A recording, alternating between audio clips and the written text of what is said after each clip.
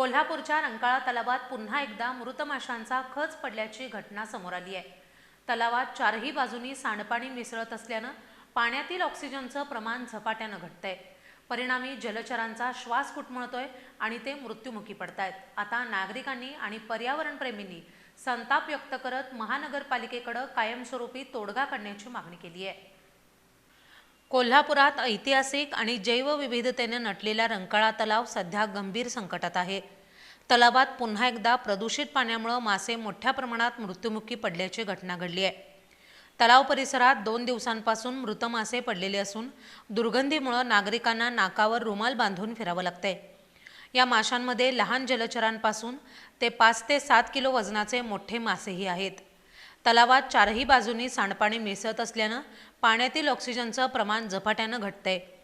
परिणामी जलचरांचा श्वास घुटमळतोय आणि ते मृत्युमुखी पडतायत। तलावाच्या पाण्याला पांढऱ्या शुभ्र फेसाचा थर आणि हिरवट रंग आला असून ही स्थिती अधिकच भयावह वाटतेय।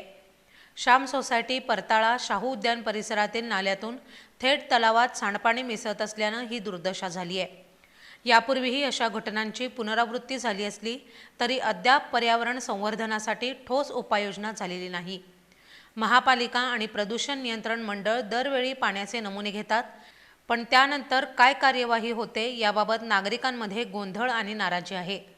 अधिकारी वेळकाढूपणाच करत असल्याचा आरोप नागरिकांनी केलाय। रंकाळा म्हणजे कोल्हापूरचा श्वास, त्यामुळे या पर्यावरणीय संकटावर कायमस्वरूपी तोडगा निघालाच पाहिजे, अशी मागणी रंकाळा प्रेमींनी केली आहे।